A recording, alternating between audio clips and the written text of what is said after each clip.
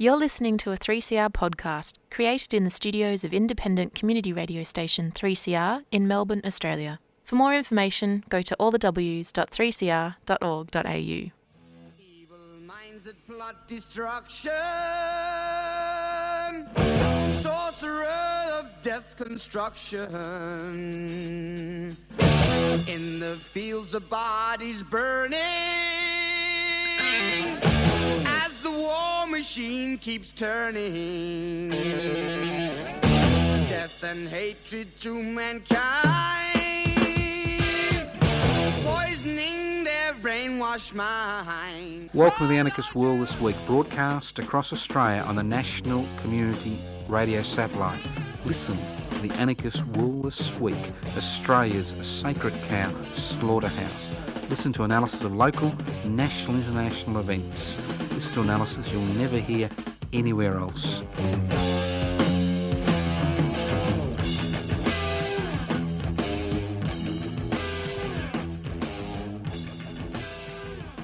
Welcome to the Anarchist World This Week, broadcast from the studios of Radio 3CR in Melbourne, Radical Radio 3CR in Melbourne. My name is Joseph Toscano.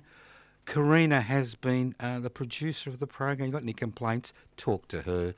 Don't bother me with them. She's smiling at me as she slams the door shut. Also, there we go, it's been slammed. Also like to thank all those people at the Community Radio Network who have been instrumental in allowing the Anarchist World This Week to be broadcast across Australia via the Community Radio Network. If you're wondering what anarchy is all about, no, it's not about slamming doors. That's about frustration. Anarchist society, anarchos, without rulers. It's about creating a society without rulers. What gives rulers the ability to determine the lives of hundreds of millions, if not billions of people? Inequalities in power and wealth. So the anarchist struggle to devolve power, that's share power, possibly through direct democratic means, and the struggle to hold wealth in common and use it for the common good. Exceptionally conservative concepts which the human race has been trying to implement since time immemorial, sometimes with some success and sometimes in total failure. That's the reality. It's not the end point. The end point is important, but what's really important is the journey towards that end point. How do we get from A to B? And that's the thing that we are all consumed with if we're interested in change. My name's Joseph Toscano. Now, I'm interested that in Canberra there's been a conference of organisations, I think over 200, that are involved in disaster management in this country. And obviously, with climate change becoming a climate emergency, and with the world really not taking it that seriously because of the private investment for private profit mantra, which seems to drive most of the world, disasters, I won't call them natural disasters anymore because they're basically human-engineered disasters, obviously apart from earthquakes. Human-engineered disasters are becoming a little bit more prevalent, and that means more and more people on a crowded globe are beginning to be impacted. It was all right, there was about a few thousand of us, 100,000 years ago, living in the African veldt. It's a little bit different when there's 8 billion living on a shrinking planet. Now, I've spoken about this before, but I'm going to speak about it again because I'm really sick and tired of the piecemeal approach that we, as a people, as a country, and various levels of government, have taken to disaster management. And what I've been proposing for some time now, over a decade, and obviously nobody listens except you, what I've been proposing for over a decade is a different model by which we are in a better position to deal with emergencies, whether they're human engineered or whether they're not human engineered, whether they're due to a virus or a pandemic, whether they're due to an earthquake, fires, floods, cyclones, you name it. And what I've been proposing is very simple. And that's the thing about most things in life, as I said last week. They're not complex. It's simple. Having the political will to implement ideas is complex. And there is no political will unless there's pressure from the population at large. Because, whenever we have a disaster, we have the disaster pictures, people in the abject sadness, abject, it's just extraordinary. The pain that people are forced to go through. And more importantly, the pain they're not forced to go to, but the pain they have to, travel through. And the piecemeal response to people losing everything. The piecemeal response from the state and the inadequate response from the insurance industry. Especially as insurance becomes more and more unaffordable, and over a quarter of Australians don't actually have their homes insured if they can't afford to. We're talking about thousands of dollars every year. So disaster management, what I'm proposing is very simple. Obviously, I'm sure other people have proposed it over and over again. But it's very simple. Creating 50 disaster centres around the country. Centres that are fully equipped, fully staffed, that have residential accommodation, which would be able to go into action within a few moments of a disaster occurring. And these centres could be based on a simple model. Say, one centre for every 500,000 people in an urban setting, and say one centre for 250,000 people, 250,000 people in a regional, rural setting. Now, I can see you throwing up your hands in horror and saying, where's the money? Where are the resources? Where are the resources? Well, it's very simple. A 5% tax, yearly 5% tax on corporations which are turnover of more than $100 million. Now, there are many corporations in Australia and privately owned businesses with a turnover of more than $100 million. Now, obviously, many of these corporations will offset that tax onto consumers. But at the end of the day, we all benefit because we're in a better position to respond to disasters as they occur. Not in a piecemeal manner, but in a coordinated manner. For far too long, we've relied on volunteers and more recently on the armed forces. We've relied on the private insurance industry. And to a significant degree, people who have suffered a disaster find themselves dealing with the situation by themselves years later, and in many cases where there's no personal insurance, they never are able to get back to the situation they found themselves in.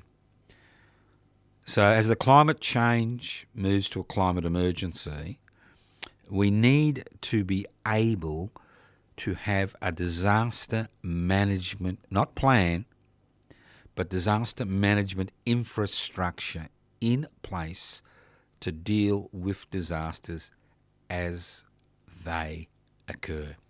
You listen to The Anarchist World this week, broadcast across Australia via the Community Radio Network. As I said before, it's not about not having the resources. It's about having the political will to ensure the resources are created. And I can guarantee a 5% tax on turnover in privately owned corporations or even state-owned corporations which have a turnover of more than $100 million per year would raise more than enough money. And when you think about how little taxation the corporate sector pays in this country, you would think that they would be falling over themselves to help create these disaster management centres across the country. And I reckon about 50 centres would be more than enough to deal with any major disaster on the continent of Australia. Let's move on. NDIS, Home Affairs. What did you expect? What did you expect? When you give over a government service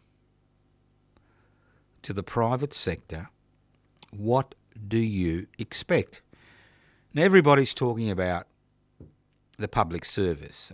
A few weeks ago, it was about the colonisation of the public service by the corporate sector, creating a superhighway to the Australian Treasury.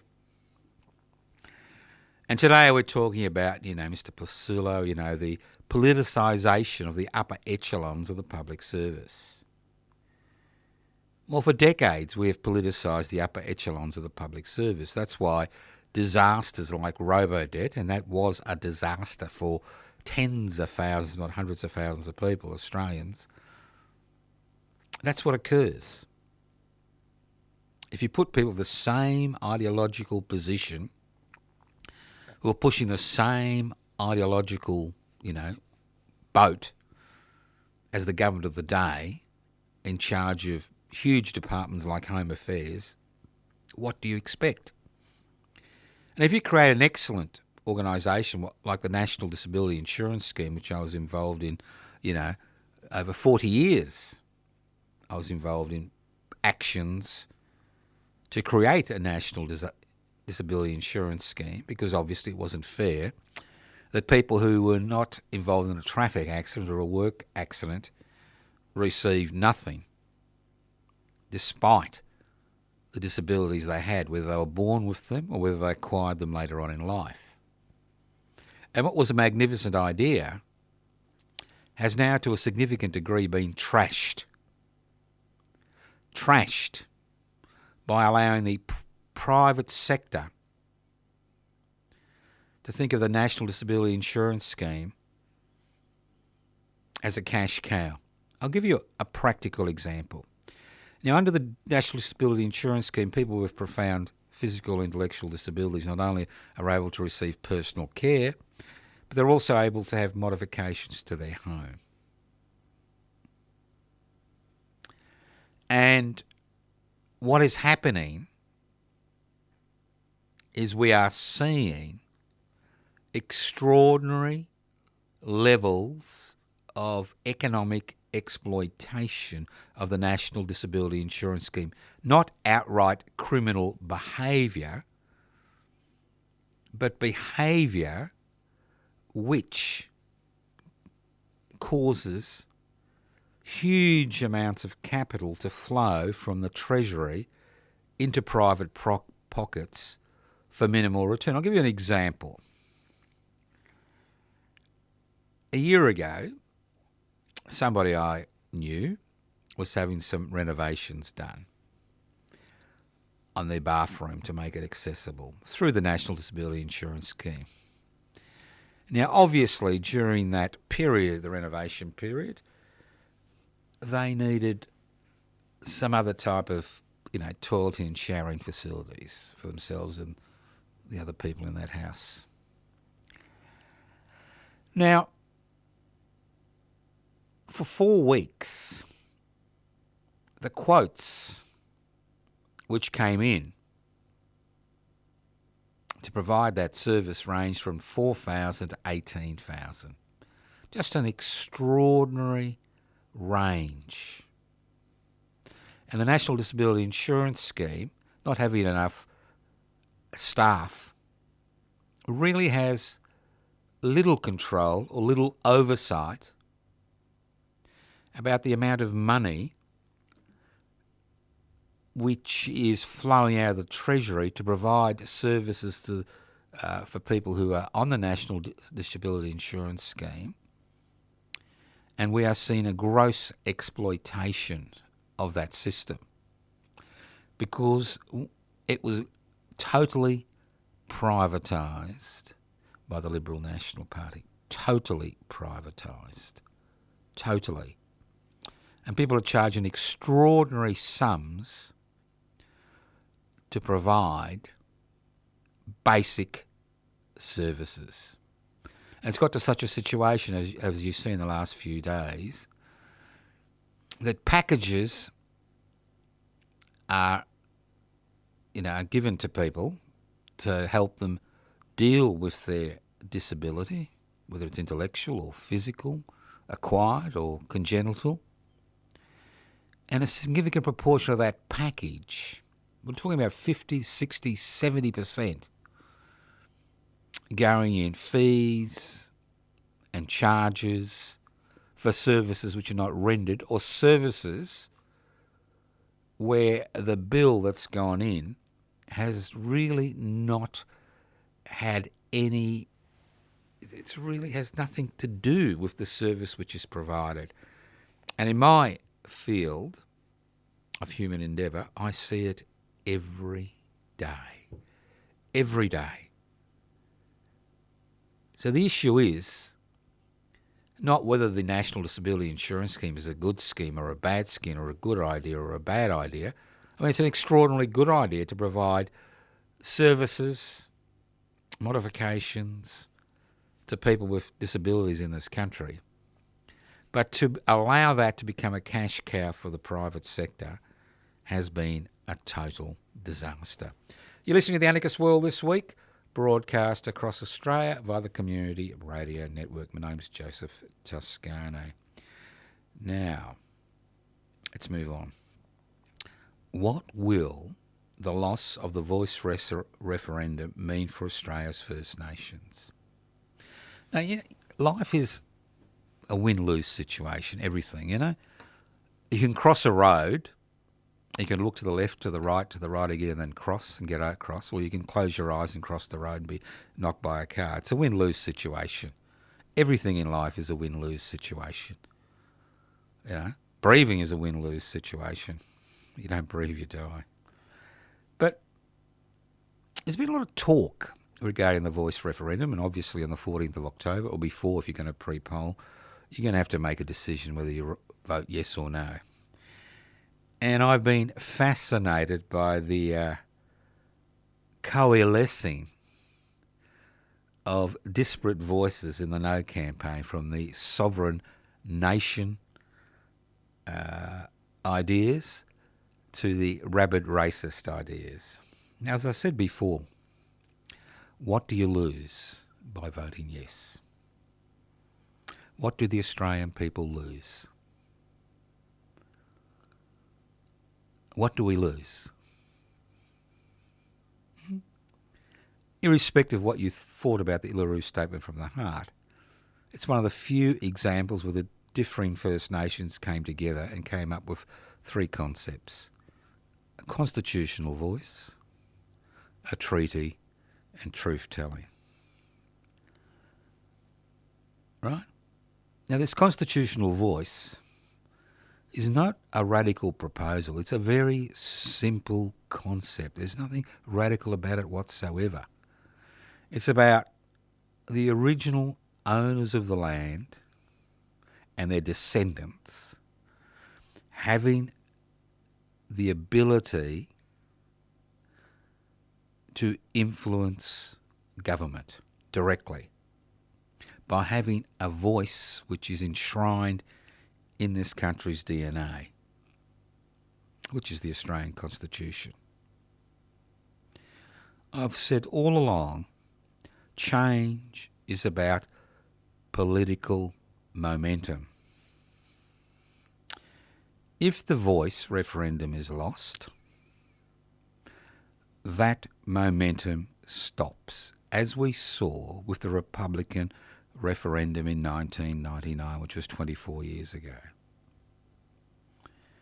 We know that the Liberal National Party and most of the minor parties are not interested in treaty, a constitutional voice, or even truth-telling. We know that.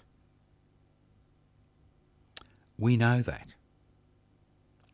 And for them to get their way on the 14th of October will mean that that momentum to treaty and truth-telling will disappear. Because here at, the Anarchist World This Week, we may talk a reasonable amount about this country's situation as far as First Nations people are concerned. But the majority of Australians have little contact with First Nations people. About the only information they get is what they hear on the media or social media. Most of it is negative, not positive. And it doesn't matter to them, at the end of the day, whether the referendum wins, the Yes campaign wins or loses, because it has no direct effect on them.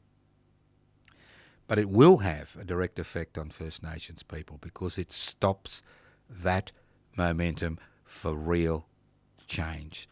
So when you look at your ballot paper, look at it and think to yourself, what will a loss mean? What will a loss mean? Do we want more of the same, or do we want to move towards reconciliation?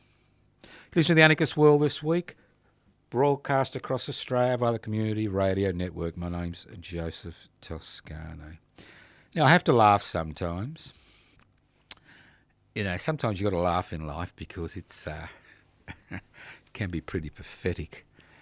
And I've been watching the media reaction, social media, legacy media, whatever you call it, to the Screenwriters and Actors strike in the US of A. All right? Now, we like to bag the US of A for a variety of reasons, and I will continue in that vein later on in the program. But did you hear that? Strike. The word strike. They're actually gone on strike. And apart from losing their wages, we're not seeing $10,000 penalties apply to each individual striker for striking. If the same thing occurred in this country, unless the strike action occurred during enterprise bargaining agreement period and the trade union involved had jumped through about 15 hoops to call a 2-hour strike, every one of those workers, every screenwriter, every actor could be fined $10,000 a day under legislation. I mean, we like to talk about the evil Chinese Communist Party and the dastardly Russians and all those dictatorships where people don't have the right to strike. But in reality,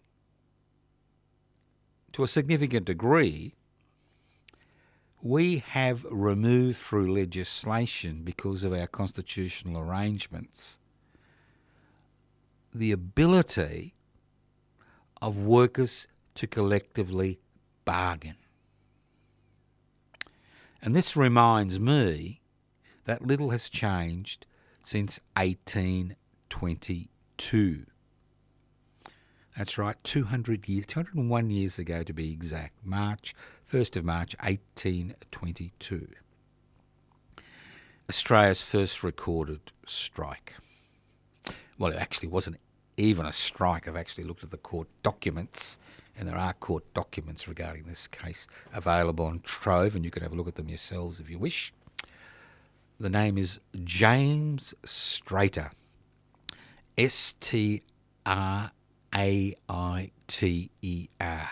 James Strater. And in March 1822, which is 30 years after colonisation began? No, I'm incorrect there. 34 years. Mr. James Strater, a convict who had been assigned to Mr. MacArthur of wool fame to look after his sheep. He'd been moved from the Mount Druitt station, where he was working for the Druitt brothers, to the MacArthur station. And it was his job to look after 350 sheep. And at the Mount Druitt station, he was paid in rations, because in those days they didn't pay people in cash. That didn't occur till the currency lads and lasses turned up later on, and we could talk about that another day. His rations were decreased from 17.5 pounds of wheat per week to 9 pounds of wheat per week. All right? Almost halved. Now, you've got to understand that looking after 350 sheep is hard physical labour, and you need a little bit of food, to survive. And the fact that the rations were almost halved really upset Mr. James Strater. And he started talking about, that we should not feed the sheep and do it during the lambing season. I know how much wool is worth, he kept saying. You pay us nothing. We're always in debt to you. Because you've got to remember that Australia was built on 3 pillars. One was genocide of the First Nations inhabitants. 2 was, once the genocide and dispossession was completed, was, guess what? Free land for gentlemen of name and quality. That's right, gentlemen of name and quality who are invited to come to Australia to select tens of thousands, not hundreds of thousands, of acres on which to grow sheep and send the wool back to England, to the industrial hellhole that England was with the beginning of industrialisation. Right? And the third thing was free labour. And that's your convicts. You paid them in rations. So this Mr. James Strater, who's disappeared from the historical record, was upset. And he was carrying on and shouting and doing this and doing that. And obviously his overseer came along, and then, somebody a bit higher, and he was arrested and turfed off to Sydney. And he was charged with this heinous crime. Right.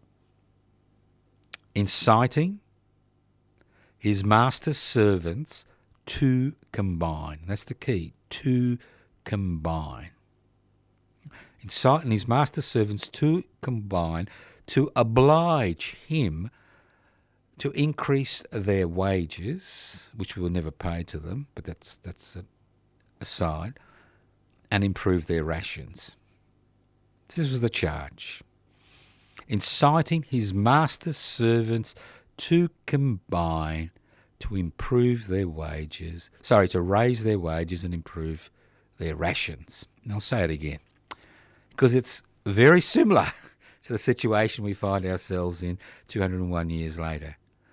Inciting his master's servants to combine to oblige him to raise their wages and improve their rations. And for his audacity, where maybe inadvertently he challenged the very basis of Australian colonial society, genocide, 3 land, 3 labour. 3 magistrates convicted him of that heinous charge. It is heinous. Inciting his master's servants to combine to oblige him to raise their wages and improve their rations after they halved his rations. Heinous crime. He was sentenced to 500 lashes. That's in one sitting. Not 50 a day. 500 lashes.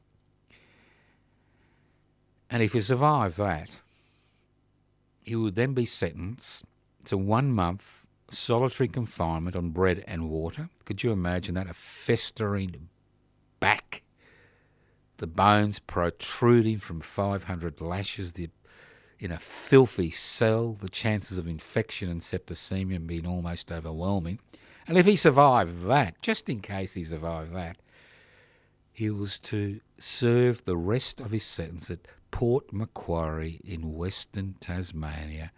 Hell on earth. It made Norfolk Island, penal colony, look like a picnic.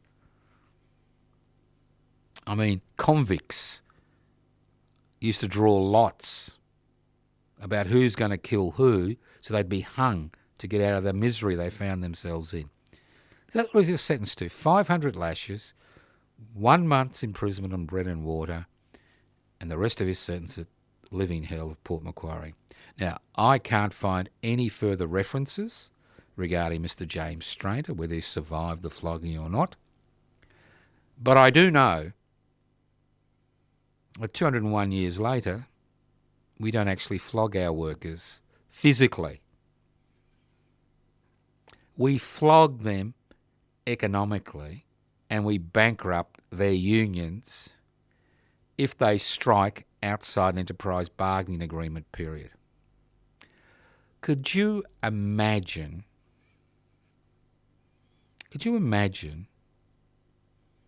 the pressure you would be under if you're involved in an illegal strike in this country and were fined $10,000 a day? Could you imagine? It's almost as evil as a flogging. Could you imagine the impact that would have on your family or any dependents you had? Now, you may say to me, well, it's only been used once or twice. But the fact is, it's in legislation, and that's the whole point. The whole point of James Strater receiving 500 lashes,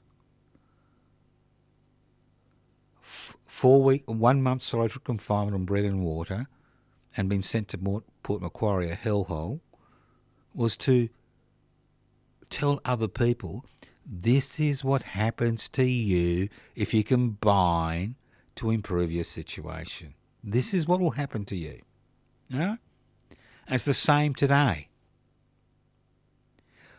All you need to do is hassle a few workers and say to them, this is what happened to you if you strike outside a bargaining agreement period. If you combine and strike outside a bargaining agreement period to improve your situation.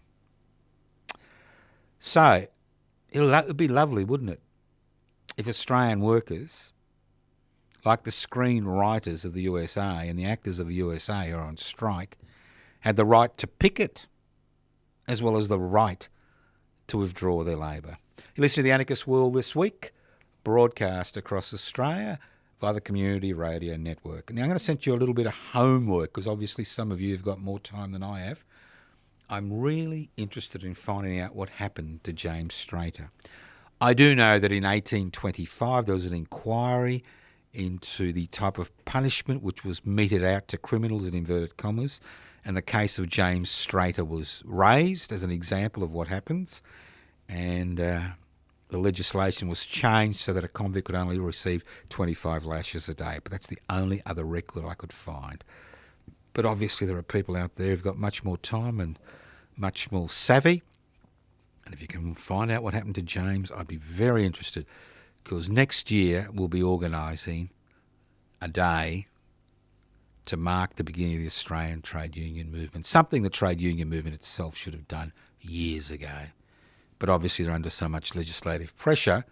We've got the ridiculous situation where wage rises in 2023 are actually less than inflation, because most of the rights that workers have in the US of A, we don't have in this country. Let's move on.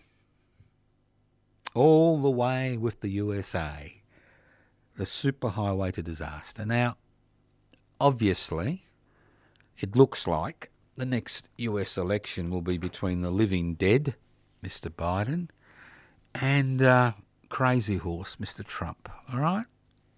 You know, man who's been accused of multiple crimes. That'll be the next election. Now, look, I don't particularly care. Well, I do, but I really don't, because I've got no influence anywhere, let alone the United States of America. I mean, they can elect who they like for president, but there are consequences for us. And that's what we need to remember. There is always consequences for us. It's like the voice referendum. Ultimately, whether it's yes or no, it's not going to affect me personally, but it will have a profound effect on First Nations people. The thing about the USA is that our military complex, our Australian Navy, Australian Armed Forces, Australian Air Force is totally integrated into the USA, not just in terms of ideology and philosophy, but actually in terms of hardware, in terms of the types of military hardware which this country has been purchasing over the last few years, well, last few decades. That hardware cannot function without USA support, technical support. And in many of the cases of the new equipment that's been bought, it's totally integrated into the USA system, not just in terms of, I said, in ideology, but in terms of physical practicalities. Do we really want to give up our sovereign right as a country to defend ourselves from aggression to a third party that has a history of walking away when the going gets tough? That has a history of saying, and I can understand why a US president would say this, that I am in charge to look after the interests of the USA, not the interests of Australia. They may be an ally, but my primary aim, whether it's Biden or Trump, is to look after the interests of the United States of America. And for us as a country to be fully integrated into their military-industrial complex is a disaster in slow motion. It's a total disaster. Because if you think, as a people, that our protection lies in this alliance, we should think again. Because obviously what's going to happen in the USA in the next few years could create an exceptionally difficult situation for this country and the people of this country. Listen to the Anarchist World this week, broadcast across Australia via the Community Radio Network. This program is streaming live on 3cr.org.au. The program is podcast. You can access the podcast by going to 3cr.org.au, 3cr.org.au. A few Facebook pages, Joseph Toscano, Toscano for the Public, Public Housing, Everybody's Business, Defend and Extend Public Housing, Peter Norman Facebook page, web pages, Public Interest Before Corporate Interest, anarchistmedia.org. The list goes on and on. You can leave messages on 0439 395 489, 0439 395 489.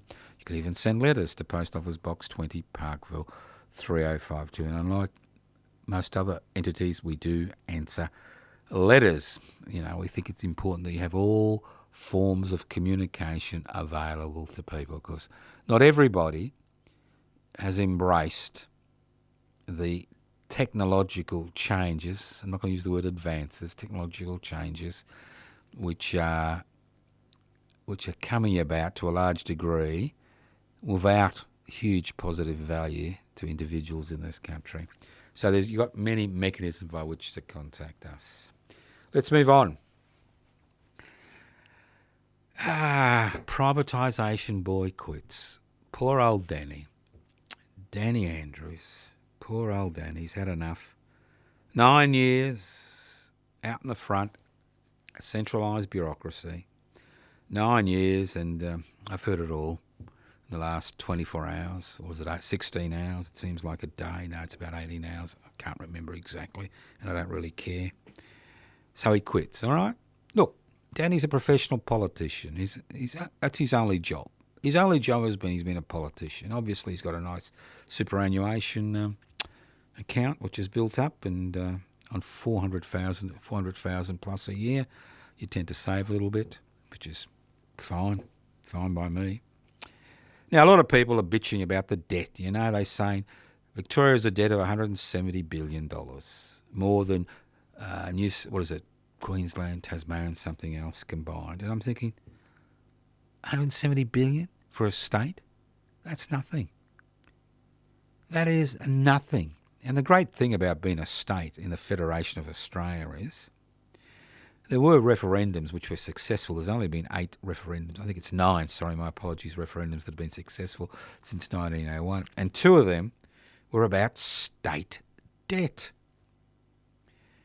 Because the Commonwealth could at any time take over state debt.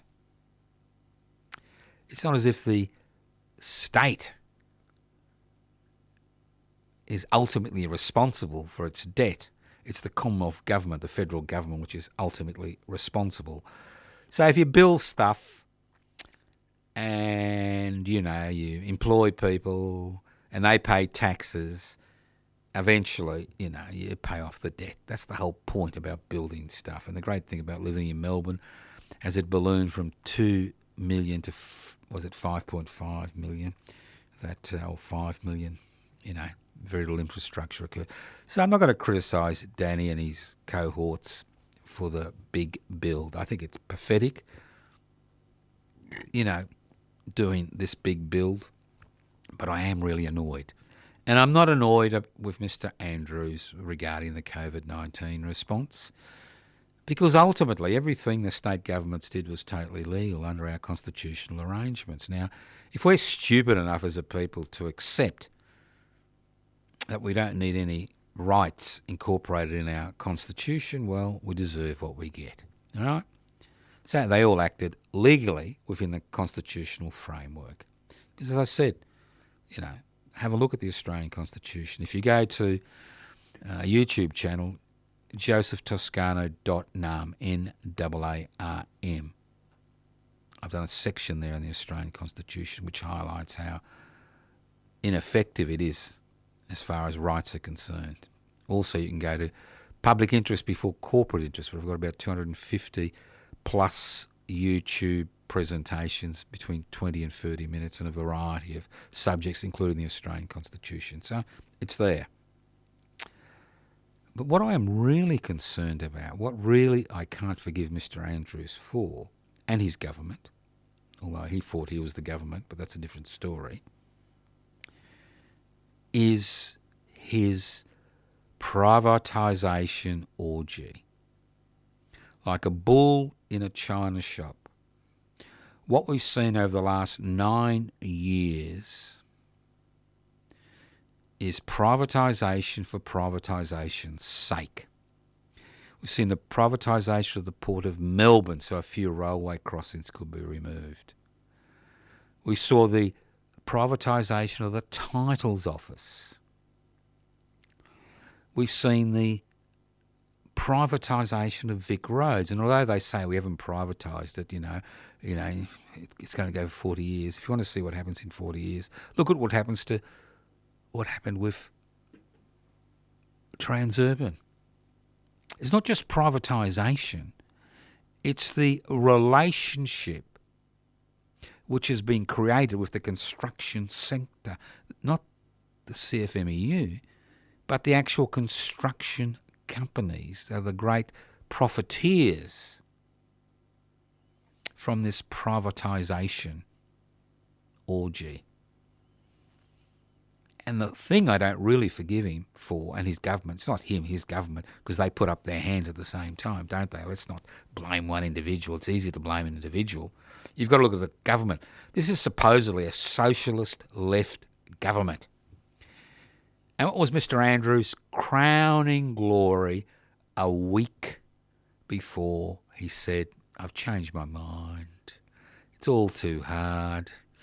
I need to look after my family, as if not every other bloody Australian wants to look after their family but don't find themselves in the same economically positive situation to look after their family. What he said was, is the privatisation of the public housing sector, the sale of publicly owned land to the corporate sector, the virtual giving away of publicly owned land around the state to corporations to create so-called community housing, which is privately owned. And if there's one thing that Mr. Andrews should be remembered for, it's this privatisation of the public housing sector.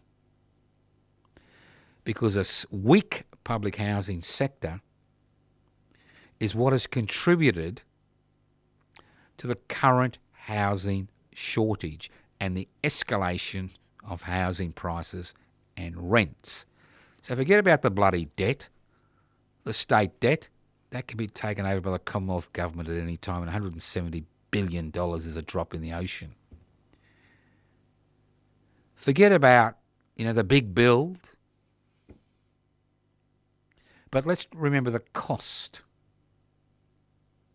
The fact is that everything that could be privatised has been privatised. There was even noise about privatising the Transport Accident Commission and work cover until the trade union movement, Melbourne Trades Hall and Ballarat Trades Hall and Bendigo Trades Hall, put up their hand and said, look, enough is enough. And that's the reality. This policy of privatising public housing is a total disaster. It's a disaster not just for those people who are going to be forcefully relocated over the next 20 years because of some grandiose plan which is supported by the Liberal Party opposition in this country. And don't forget that in the state of Victoria, the Liberal Party opposition is all about privatising the public housing sector.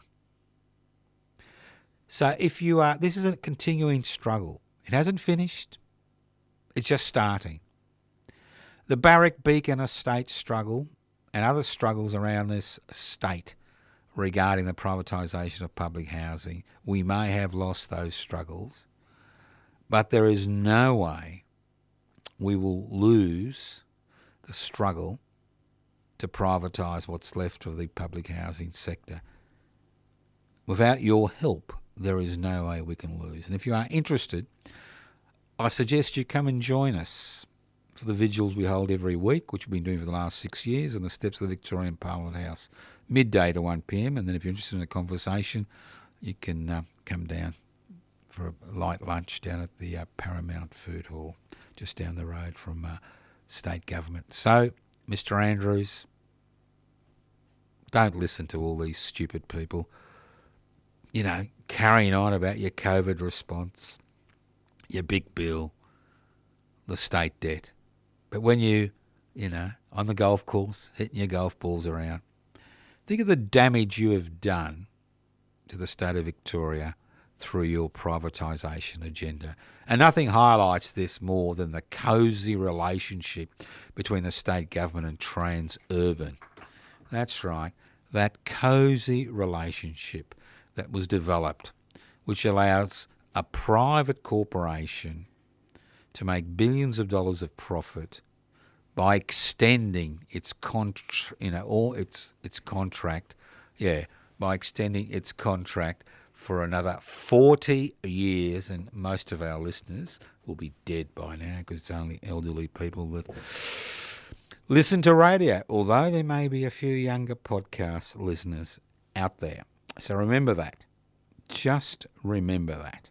It's the privatisation agenda, especially the privatisation of public housing, which is one of the most serious consequences of the Andrews-led Labor government. Let's hope the socialist left faction of the ALP, which somehow dominates the Victorian Labor government, remembers its socialist left credentials and tears up Mr. Andrews' dream of privatising the public housing sector. Listen to the Anarchist World this week, broadcast across Australia by the Community Radio Network. Now, was it 68? What's that? 55 years ago. 68? 12? Yeah, 55 years ago. Now, Peter Norman was just a normal Aussie. He, in 68, he turned up at the Mexico Olympics through a bit of luck. One of his competitors, injured himself. And he runs in the 200 metres and gets the silver medal. We think, well, that's it. There's many Australians have won silver medals, gold medals, bronze medals in various Olympics, and we've forgotten who they are. Can't remember their names. Might have remember Peter Norman. Well, there are pivotal images. Irrespective of what you say about ideas, there are pivotal images. And one of the pivotal images of the 20th century, one of the pivotal images is the Auschwitz death camp. That's a pivotal image. Another pivotal image is this little bloke standing between two Afro-Americans on the dais in Mexico City who raised the Black Power salute in order to highlight oppression in the US of A. And as Tommy Smith, the gold medalist, said, this wasn't about black power, it was about human rights. It's about the rights of human beings to be able to live their life free of economic and physical coercion. Now, Mr. Norman, and remember, we'd only just passed the referendum in 68 regarding giving the Commonwealth power to legislate for First Nations people in this country. And let's not remember that the White Australia policy was all the go in 68. Those of us who are old enough to remember will remember those glory days. Well, Mr. Norman said, I will stand with you. And on his way to the dais, he picked up a badge, Project for Human Rights, from a USA rower, put it on his lapel, and stood proudly with Tommy Smith and Mr. Carlos on that agenda. I will stand with you. He decided he wasn't going to turn away, and he paid a price. He paid a huge personal price. Now, on Peter Norman Day, which is a day which was designated by the United States Track and Field Association as a day of action, which is the 9th of October, we'll be holding a small commemoration, maybe one of the few commemorations in this country, although there'll be bigger commemorations in the US of A, at Lakeside Oval in Albert Park, at where the statue of Peter Norman has been erected over the last few years, just to remember that day.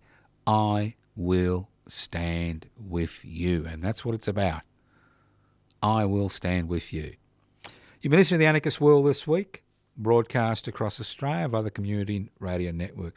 My name's Joseph Toscano. This program is coming to you from the studios of 3CR in Melbourne. The program is podcast. You can access the podcast by going to 3cr.org.au. You can leave messages on 0439 395 489. YouTube channels, public interest before corporate interests. josephtoscano.nam. You can write to us at Post Office Box 20, Parkville 3052. That's right, Post Office Box 20, Parkville 3052. Karina, the producer, is having the hot sweats. I don't know why. I think she's kind of mistimed No, she's got it all in control. Number one producer.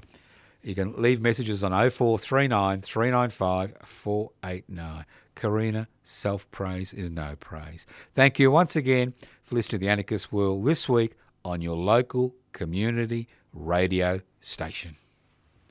Evil minds that plot destruction, sorcerer of death's construction. An analysis you'll never hear anywhere else. Anarchist World this week. Australia's sacred cow slaughterhouse. 10 a.m. every Wednesday. Listen to The Anarchist World this week for an up-to-date analysis of local, national and international events. Poisoning their brainwashed minds. Oh, Lord, yeah.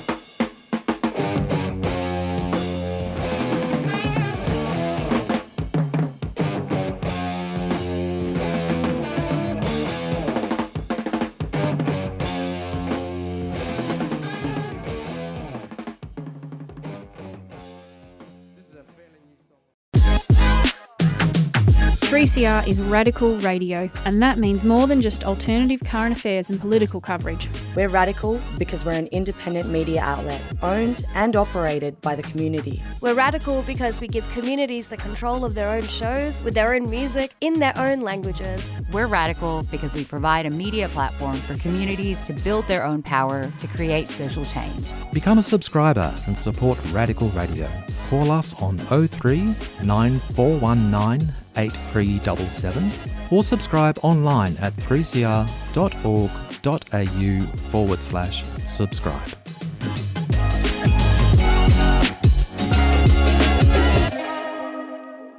You've been listening to a 3CR podcast produced in the studios of independent community radio station 3CR in Melbourne, Australia. For more information, go to allthews.3cr.org.au.